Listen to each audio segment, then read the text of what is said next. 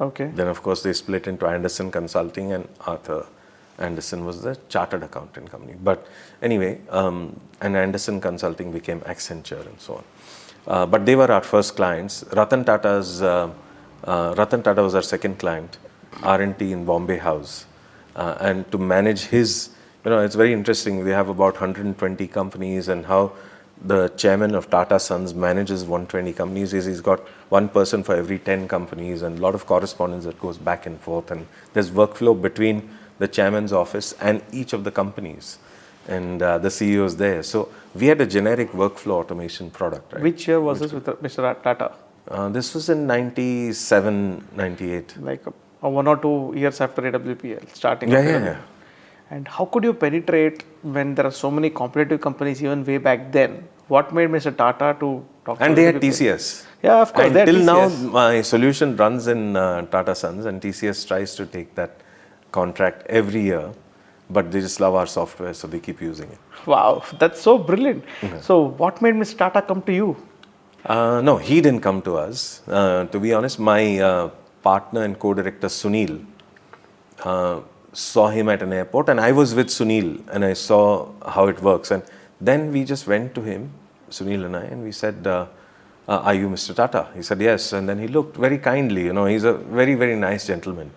And we were waiting for him to finish. He was reading something. So when he looks up, obviously you don't want to disturb him. And he looked up and he said, yes. And then Sunil and I, we just said, if you allow us to come to your office, we have something with workflow automation, which is a new thing, but we're certain we can solve some problems for you in how you deal with your clients, with your other companies.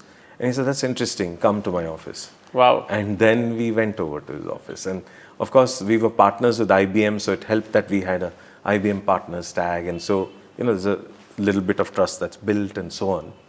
And we did sell a Lotus Notes based solution. And Lotus Notes was acquired by IBM. So it did work with that, with those pedigree, with Lotus Notes and IBM, they didn't have too much to mistrust us. So in a way, it worked, but my co-directors did a brilliant job. Cyrus is a Parsi, he's from Mumbai. So I think he was also quite involved in the sale. I was the tech guy. So Sunil and Cyrus then closed that. That's brilliant. So early stints with Mr. Tata must have been a very memorable journey for you. Yeah. My co-directors and I, we always thought that we'll only do, whatever we do, we'll do it for the biggest in the industry. So Arthur Anderson was the largest, out of the big four, it was among the largest consulting firm. We said we'll only do work with them. So it took time to crack any deal, but we would try the biggest. And that helped us right through our whole journey. If you see, eventually when we pivoted and said we narrowed down our focus to only insurance and banks, most of the large insurance companies in Asia, I think the top 9 out of the top 10 insurance companies used our products. That's nice. That's very interesting to hear about. Moving on, my question is, you wore many hats in AWPL, later in Candela Labs, coding, pitching, leading. What was the hardest part of scaling a company all the way ground up, close to 250 plus 300 employees, and then, representing yourself in 7 countries across and having operations across 7 countries and trying to and scale customers across 26. Customers across close to 30 countries. Yeah. I mean, how did this happen, and what was the hardest part of scaling for you in this journey? See, God has been kind to us. We can't say it was us. It was us at the right time, right place, and so on. But I think cracking the first few, after doing those 2 deals in India, we decided we'll only go abroad. We will not do any more India deals, because for the same amount of labor, we would get much more money at dollar rates, right? But we were conservative, went to Singapore, Malaysia first. And my co-director, he cracked a deal with the largest insurance company, Prudential, in Malaysia. And the way he did that was, he was doing a presentation and they all said, why will we go to you, AWPL? There are such big names and they've all approached us. And we are Prudential, we are a large company. And he was doing his presentation, and they were all doing whatever they were doing on their, they were typing something on their laptops and whatnot. And he shut his laptop halfway and he said, looks like whatever I'm going to say is not interesting. So they said, yeah, because why should we buy from you? And he said, I'll give you one reason, passion. We're passionate about what we do and we'll make sure you say wow. And they just gave the order to us for that. So I think cracking big deals is the best, is what will help you scale. If you don't crack big deals early enough, you will not be able to scale, because when you take on smaller deals, you start pegging yourself at those price point levels and so on, and you don't build a company for, you know, the other kind of scale that you need. And from the beginning, the next thing that we did was scale was built into our processes.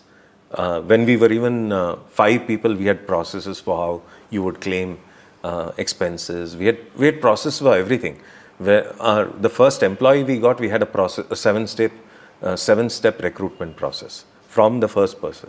And that thing, the 7-step recruitment process served us well for 15 or 20 years after that. But writing down processes and making sure you follow processes helps a lot in scaling. Then your question is what helped in scaling? What What were was the the hardest challenges? part of scaling? The hardest part of scaling.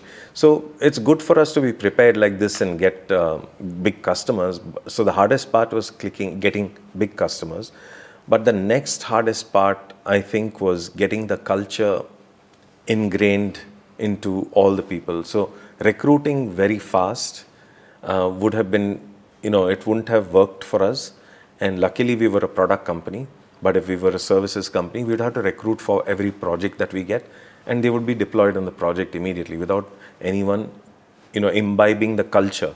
I know that you guys at Pace Wisdom have done a great job, even though you're in services, and your culture is evident from your office and all the people I've met. But I think it took 6 founders like you guys to actually then make sure the culture continues to live. But that, I think, is the hardest part of making your culture live. Because if you take care of your culture will take care of your customers, in a way. And the biggest thing about business is take care of your customers and they will take care of you, and take care of your employees, they'll take care of you. I mean, those are the 2 big things, right? Business is very simple. Do those 2 things well and your business will do well. So that was the hardest part, keeping the culture alive. Cracking big deals, and then of course everything flows. But the hardest part is then to sustain sales. The first few big deals you get. So then in 2012 we had almost a near-death experience where we were getting big deals, but we were getting them every 1 year, 2 years. 1 every year or 2 every year. Then it became 3 every 2 years.